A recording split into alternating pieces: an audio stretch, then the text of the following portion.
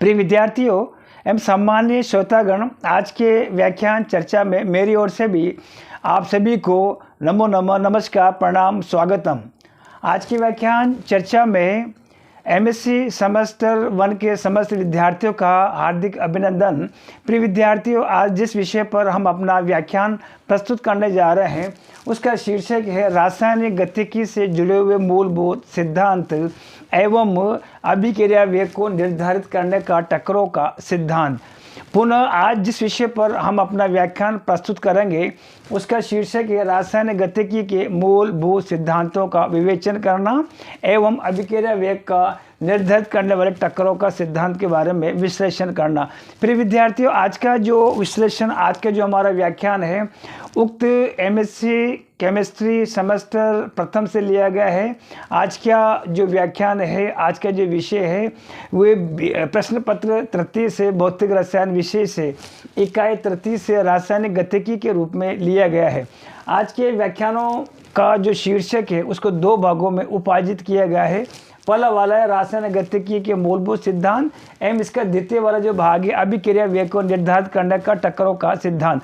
प्रिय विद्यार्थियों, सबसे पहले हम रासायनिक गतिकी के प्रथम वाले भाग पर अपना व्याख्यान प्रस्तुत करेंगे, जिसमें रासायनिक गतिकी के मूलभूत सिद्धांत कौन कौन से हैं। मूलभूत सिद्धांत में अभिक्रिया की कोटि, अणुसंख्यकता, छद्म कोटि की अभिक्रिया, शून्य कोटि की अभिक्रिया, अभिक्रिया वेग एवं वेग स्थिरांक से जुड़े हुए विभिन्न प्रकार के पहलू, विमान, मात्राओं पर हम विस्तार से चर्चा करेंगे। इसका अधिकांश भाग रासायनिक बल गतिकी से जुड़े हुए विगत वीडियो में हम विस्तार से चर्चा कर चुके हैं, जिसमें हमने रासायनिक अभिक्रिया वेग को सुपरिभाषित किया था कि किसी भी रासायनिक अभिक्रिया के संपन्न होने में क्रिया कारकों एवं क्रियाफलों की सांद्रताओं का समय के सापेक्ष परिवर्तन का अध्ययन रासायनिक अभिक्रिया का वेग कहलाता है। इसकी विमा को हमने सांद्रता और समय से विभाजित के रूप में सुपरिभाषित किया था। सांद्रता का मात्रक हमने मोल प्रति लीटर परिकलित किया था। समय का मात्रक second, minute, hour, year, month, महीने के रूप में हमने सुपरिभाषित किया था। इस प्रकार से रासायनिक अभिक्रिया का वेग का जो मात्रक था मोल प्रति लीटर प्रति सेकंड के रूप में प्रक्षित किया था। इसके अलावा विगत रासायनिक बल गतिकी से जुड़े हुए मूलभूत सिद्धांतों में प्रमुख अभिगृहीतों में हमने विगत रासायनिक बल गतिकी से जुड़े हुए रासायनिक अभिक्रिया के वेग को किस प्रकार से क्रिया कारकों, क्रियाफलों के संदर्भ में जो परिकलित किया जाता है, इसके लिए हमने चार परिस्थितियों में, विभिन्न प्रकार की परिस्थितियों में रासायनिक अभिक्रिया का वेग हमने परिकलित किया था, जिसमें 1:1 में कोई भी रासायनिक अभिक्रिया संपन्न होती। ऐसी स्थिति में क्रिया कारकों के लिए और क्रियाफलों के लिए रासायनिक अभिक्रियाओं का मान किस प्रकार से परिकलित किया जाता है। तो विद्यार्थियों, रासायनिक बल गतिकी में या रासायन विज्ञान में जो कोई भी रासायनिक अभिक्रिया संपन्न होती है अग्र दिशा में बढ़ती है और प्रथम परिस्थिति में यदि क्रिया कारक जो है और क्रियाफल 1:1 में उपस्थित होते हों, ऐसी स्थिति में क्रिया कारकों की सांद्रता समय परिवर्तन के दौरान घटती है, अतः ऋणात्मक चिन्ह प्रयोग में लिए जाते हैं। जबकि क्रियाफलों की सांद्रताओं के मान उत्तरोत्तर बढ़ते हैं, उत्तरोत्तर वृद्धि प्रक्षित की जाती है। ऐसी स्थिति में धनात्मक चिन्ह के मान प्रयोग में लिए जाते हैं। यदि CA, CB, CC और CD क्रम से क्रिया कारक और क्रियाफलों की सांद्रताओं को प्रदर्शित करें, ऐसी स्थिति में क्रिया कारकों, क्रियाफलों की सांद्रताओं का संदर्भ में -dC/dt -dCB/dt plus dCC/dt plus dCD/dt के रूप में अभिक्रिया वेगों के मान परिकलित किए जाते हैं। इसके अलावा हमने द्वितीय जो केस था कि जब n:1 में कोई भी रासायनिक अभिक्रिया में क्रिया कारक और क्रियाफल उपस्थित होते हैं, ऐसी स्थिति में एक सामान्य जो सूत्र हमने रासायनिक बल गतिकी के अंदर दिया था कि जब n:1 में कोई भी रासायनिक अभिक्रिया में क्रिया कारक और क्रियाफल n:m में उपस्थित हो, ऐसी स्थिति में प्रत्यक्ष रूप से मोलों की सांद्रता को जब जिस क्रिया कारक अथवा क्रियाफल से गुणज होता है, जब उन क्रिया कारक अथवा क्रियाफल के लिए जब हम रासायनिक अभिक्रिया के वेग के मान को परिकलित करते हैं, ऐसी स्थिति में प्रत्यक्ष रूप से मोलों की संख्या को जो है भिन्नात्मक रूप में दर्शाते हैं और शेष अभिक्रिया सिद्धांत वही होता है, क्रिया कारकों के लिए ऋणात्मक चिन्ह और क्रियाफलों के लिए धनात्मक चिन्ह। इसके अलावा तृतीय हमारा जो है वियोजन के मात्रा के रूप में क्रिया कारकों, क्रियाफलों के संदर्भ में अभिक्रिया वेगों के मान किस प्रकार से परिकलित किए जाते हैं। तो ऐसी स्थिति में चौंकाने वाला जो परिणाम हमारे पास में जो वियोजन के मात्रा के रूप में प्रक्षित किए जाते हैं, जिसमें तमाम क्रिया कारकों, क्रियाफलों के लिए आप देखेंगे चाहे प्रारंभिक सांद्रता कैसी भी हो, लेकिन वियोजन के मात्रा के रूप में उनके अभिक्रिया वेगों के मान dx/dt के रूप में ही परिकलित किए जाते हैं।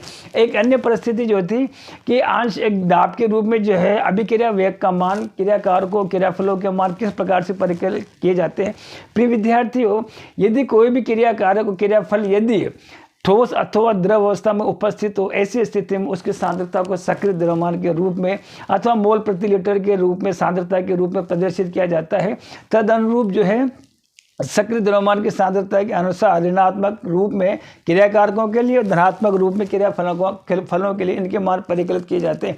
यदि क्रियाकारक और क्रियाफल जो है यदि गैसीय प्रावस्था में उपस्थित हो, ऐसी स्थिति में गैसों के अणुगति सिद्धांत के अनुसार गैसों की सांद्रताओं को आंशिक दाब के रूप में प्रक्षित किए जाते हैं और ऐसी स्थिति में तमाम क्रियाकारक और क्रियाफल जितने भी हैं उसमें क्रियाकारकों की और क्रियाफलों की सांद्रताओं को आंशिक दाब के रूप में परिकलित करके मूलभूत सिद्धांत ऋणात्मक क्रियाकारकों के लिए और धनात्मक क्रियाफलों के मान को प्रक्षित किया जाता है।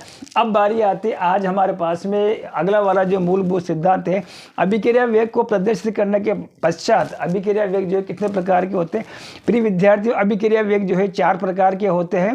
रासायनिक गतिकी में पहला वाला जो होता है प्रारंभिक वेग होता है, दूसरा वाला जो शाम पट्टे पर मैंने अंकित किया है वो औसत वेग होता है, तीसरा वाला जो हमारे पास में तात्क्षणिक वेग होता है और चौथा वाला जो हमारे पास में जो वेग होता है विशिष्ट अभिक्रिया वेग, जिसका एक अन्य नाम वेग स्थिरांक भी होता है।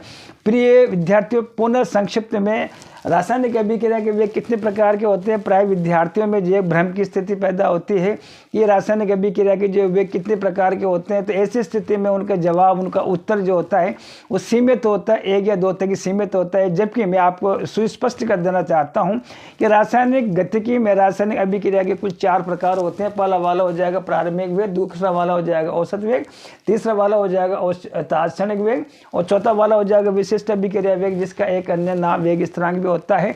जब गतिक वक्र, गतिक प्रोफाइल सांद्रता और समय के मध्य में खींचा जाता है, जिसको श्याम पट्टे पर दर्शाया गया है, उपरोक्त चारों प्रकार के जो वेगों को हम सांद्रता और समय के सापेक्ष इस तरह से जो ग्राफ खींचते हैं, जिसमें उच्चतम बिंदु से आप देखेंगे, आप क्रिया कारकों के संदर्भ में जो निम्नतम बिंदु की ओर जो है जो गतिक वक्र प्रारंभ होता है।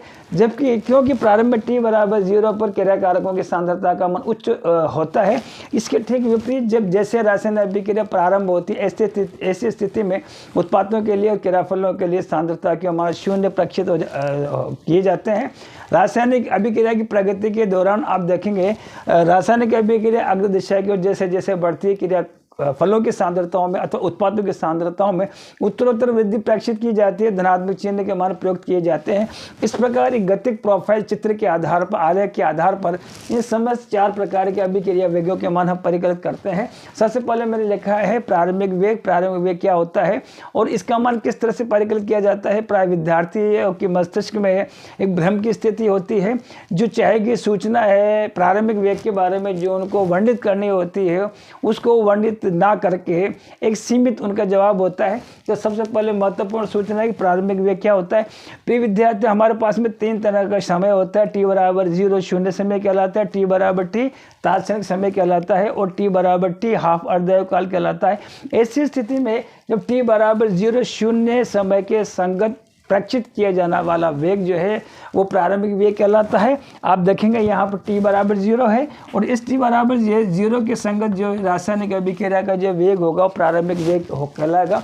अगला वाला जो इसके जवाब होता है, इससे संबंधित जो जानकारी होती है, इस वेग का मान कितना प्रक्षित किया जाता है।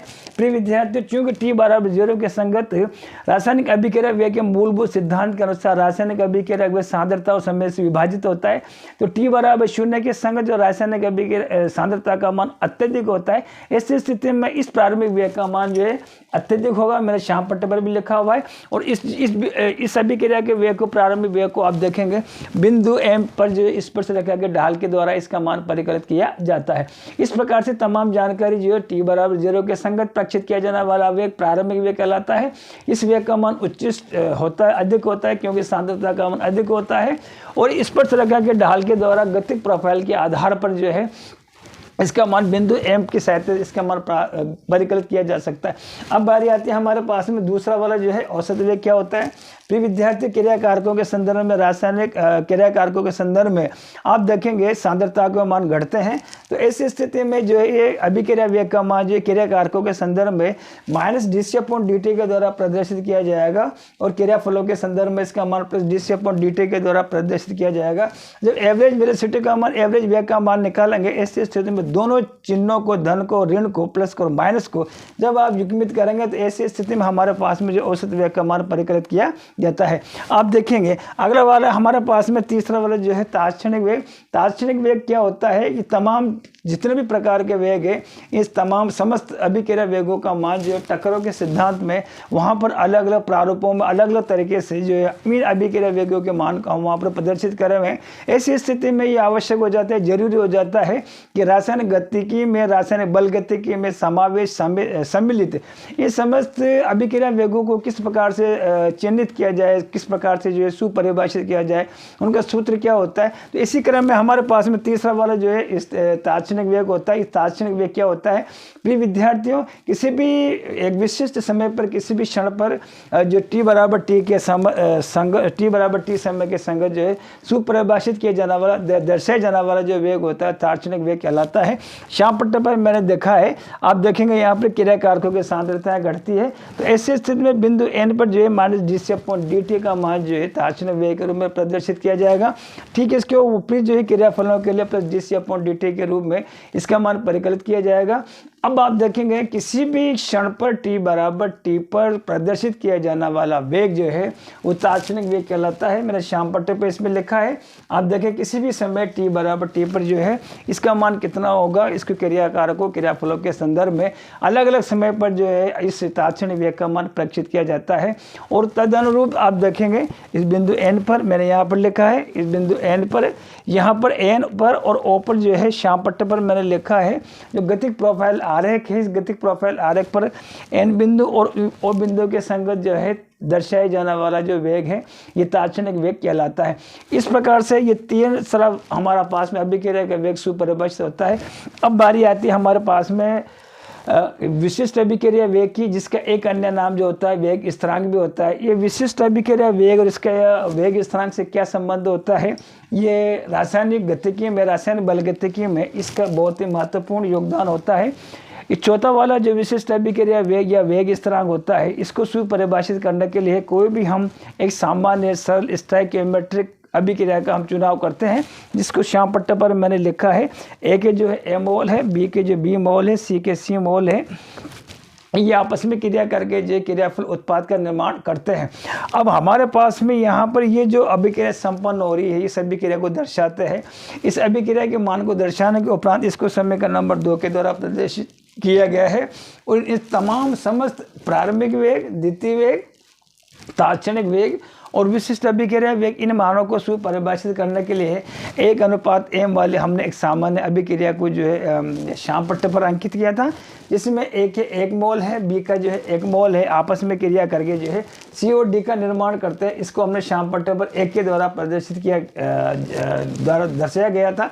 इस प्रकार से पहला, दूसरा और तीसरी जो अभिक्रियाएँ थी, ये समस्त अभिक्रियाओं को जो है हमने एक सामान्य a+b = c+d के आधार पर सुपरिभाषित किया था।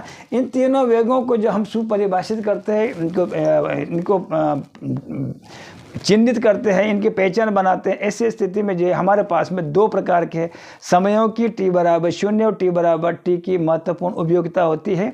पुनः मैं आपको सभी के सामने दोहरा देना चाहता हूँ। t बराबर 0 के संगत जो हमारे पास में जो वेग दर्शाया जाता है, प्रदर्शित किया जाता है, तो t बराबर 0 के संगत गतिक जो वक्र है, प्रोफाइल जो आरेख है, इसमें t बराबर 0 के संगत दर्शाया जाने वाला जो वेग होता है ये प्रारंभिक वेग कहलाता है। जब इस प्रारंभिक वेग से संबंधित जानकारी में इसका वेग कितना होता है, तो ऐसी स्थिति में प्राय विद्यार्थी जो एक संशय की स्थिति में, उनके मस्तिष्क में संशय की स्थिति उत्पन्न होती है कि इसका मान कितना होता है। चूँकि ये रासायनिक अभिक्रिया वेग का मूलभूत सिद्धांत होता है, रासायनिक अभिक्रिया वेग बराबर सांद्रता बटे समय क्या होता है। चूंकि सांद्रता का मान जो होता है उच्च होता है, जो सांद्रता का मान उच्च होगा तो जाहिर सी बात है, स्वाभाविक प्रक्रिया है, चूंकि सांद्रता जो है रासायनिक अभिक्रिया वेग सांद्रता के समानुपाती होगा। ऐसी स्थिति में सांद्रता का मान जो उच्च होगा तो रासायनिक प्रारंभिक वेग का मान भी उच्च होगा।